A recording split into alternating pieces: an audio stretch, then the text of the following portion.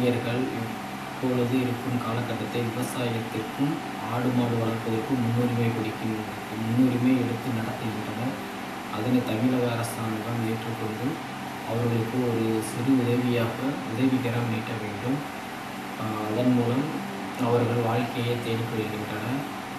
அதே போன்று தமிழகத்தில் இருக்கும் தனியார் வங்கிகள் லோன்களை கொஞ்சம் கொஞ்சமாக தமிழக அரசாங்கம் குறைத்து வந்தால் நன்றாக இருக்கும்.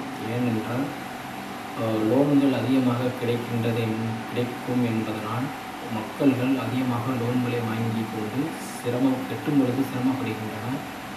அதன் மூலம் அவர்கள் வாழ்க்கை முறை நிலையாக சிரமத்திற்கு உள்ளாகின்றனர். ஒவ்வொரு பெண்மணியும் ஆண்களும் காட்டு வேலையிட்டு கட்டிட வேலைக்கு சென்று வரும் பொழுது அந்த பணத்தை சேமித்து வைத்து கொள்ளாமல் வரும் லோன்காரர்களுக்கு சேமித்து வைத்து கட்டுகின்றனர். அதன் மூலம் வாழ்க்கையில் நிம்மதி இல்லை. குழந்தைகளுக்கு சரியாக உணவுப் பொருட்கள் வாங்கி கொடுக்க முடியவில்லை.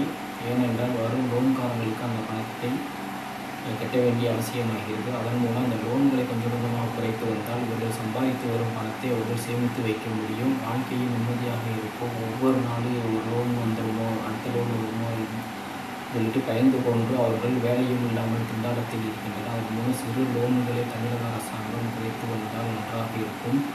அதே போன்று தமிழக மக்களுக்கு வாழ்க்கைக்கு உதவியாக உதவித்தொகையாக ஏதாவது ஏற்பாடு கொடுத்தால் நன்றாக இருக்கும். ஒவ்வொரு தமிழ் மக்களும் கிராமங்களில் இருக்கும் இளைஞர்கள் வேலை இல்லாமல் திண்டாட்டத்தில் இருக்கின்றனர். அவர்களுக்காக சிறு தொழில் தொடங்குவதற்காக தமிழக அரசாங்கம் உதவிக்கரம் நீட்டினால் நன்றாக இருக்கும். அதன் மூலம் அவர்கள் வாழ்க்கைக்கு பயனுள்ளதாக அமையும். இதனை தமிழக அரசாங்கம் ஏற்று நடத்தி கொண்டால் நன்றாக இருக்கும்.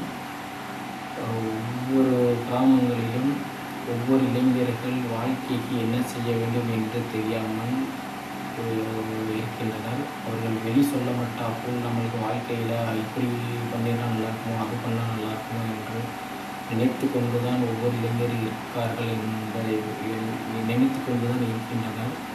அதனை அவர்களுக்கு ஒரு கை கொடுத்து தோல் கொடுத்து தூக்கி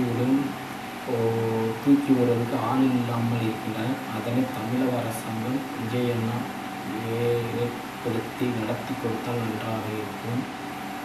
இதனை தாழ்மையுடன் நான் கேட்டுக்கொள்கிறேன்.